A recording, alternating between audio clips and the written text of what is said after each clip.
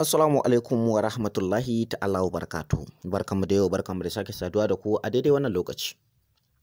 A yau za mu kawo muku takaitaccen tarihin Nura M Inuwa da kuma takaitaccen tarihin jarumi Ali Nuhu.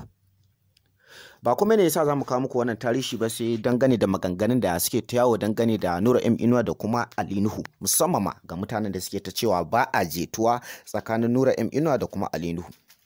Kuma musamman ma ga waɗanda suke cewa faɗa ya fi yawaita tsakanin Nura M Inuwa da kuma Ali Nuhu. Kuma bugu da ƙari har ma dai wasu suka ƙara da cewa ko kaɗan Ali Nuhu baya ƙaunar Nura M Inuwa. Kuma wasu suka ƙara da cewa idan Nura M Inuwa ya yi waƙa, Ali Nuhu baya buƙatar ya hauta. Haka zalika wasu dai suka ƙara da cewa idan Nura M Inuwa ya je gurin taro, Ali Nuhu baya zuwa gurin wannan taro.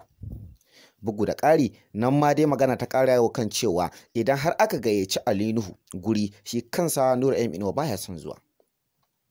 Maganganu dai suna ta yawo musamman ma dangane da wasu wanda suke zargin cewa Ali Nuhu da Nura M Inuwa suna gaba. Abin da ba ku sani ba nan shine shi kansa Nura M Inuwa akwai maganganu da yawa waɗanda suke yawo akan shi kamar yadda suke ta yawo akan Ali Nuhu.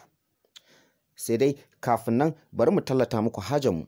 Ina masu buƙatar waɗanda suke so za su dinga buɗe harkar YouTube channel, waɗanda suke buƙatar harkar YouTube channel, ga wanda yake so ya buɗe sabo, ga wanda kuma yake son ya siyi sabo, yake so ya siyi wanda an riga an fara aikin shi, wanda an riga an tara subscribers ɗin shi, ga kuma wanda aka ma buɗe. Sannan kuma ga wanda yake so a gyara mai channel ɗin shi, shin channel ɗin shi baya gudu ko wani abu makamancin haka, duk dai muna kan wannan aiki kuma da yarda Allah za mu daidaita da mutum cikin farashi mai sauƙi mai rahusa. Bari mu koma kan ɓangaren maganganun da suka kawo mu, wato ɓangaren Nura M Inuwa da kuma Ali Nuhu.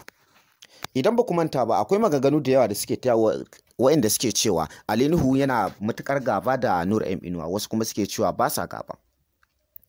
Kamar yadda muka yi maganganu akan Ali Nuhu, yanzu ma za mu yi maganganu akan Nura M Inuwa, musamman ma ga waɗanda suke cewa shi kansa Nura M Inuwa yana gaba da Ali Nuhu. Kuma yadda suke cewa dukkanin wani abokin Nura M Inuwa za ku ga ba sa jituwa da Ali Nuhu, haka zalika dukkanin wani abokin Ali Nuhu za ku ga ba sa jituwa da Nura M Inuwa.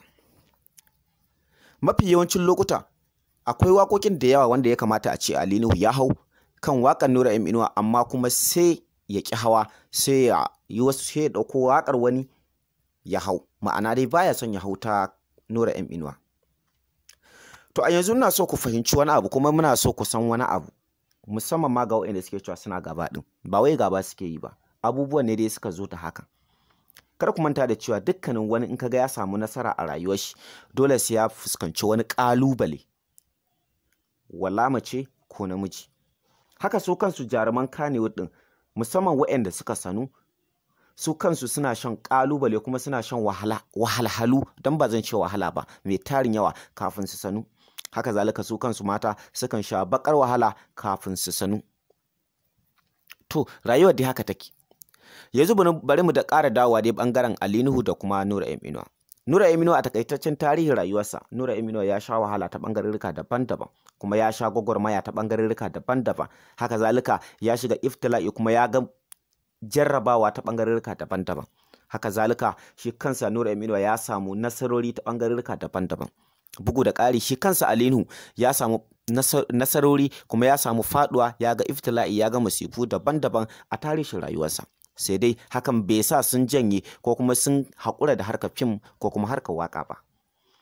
Tabbas an ce duk abin da ka gani yana da sila. Ali Nuhu ya sha baƙar wahala dangane da abubuwan da ike yi, musamman ma a ɓangaren fim, musamman inda wasu da yawa suke cewa Ali Nuhu yana jin turanci fiye da yadda yake jin Hausa, kuma Ali Nuhu yana jin yarurruka da yawa. Haka ne yasa ya samu sarautar Kannywood, kuma haka ne yasa ake matukar girmama shi a cikin masana'antar Kannywood. Sai dai wasu da yawa suna taccalandar din shi kan cewa menene yasa baya ɗaga wa yaransa kafa, musamman ma ta ɓangarurrukan tallalluka. Za a kawo ƙaramin talla amma ba zai bar wasu su hau ba, duk da ya fi ƙarfin talla ya ce shi zai hau, duk da ma wasu suna cewa tallan baya wuce naira 20,000 30,000, amma a hakan sai ya ce shi zai hau, ba zai bar na ƙasa da shi ya hau ba. To insha Allah za mu kawo muku labari akan hakan, kuma za mu kawo muku dalili akan hakan, musamman ma idan mun samu damar tattaunawa da shi, in Allah ya yarda za mu kawo muku takaitaccen dalilin da yasa Ali Nuhu baya ɗagawa yaransa kafa. Da haka ku yi subscribe a cikin wannan YouTube channel ɗinmu mai ɗimbin albarka, wato AA Kasada TV. ku yi subscribing kana ku danna ƙararrawa domin dukkanin abin da muka samu kuma ku same shi.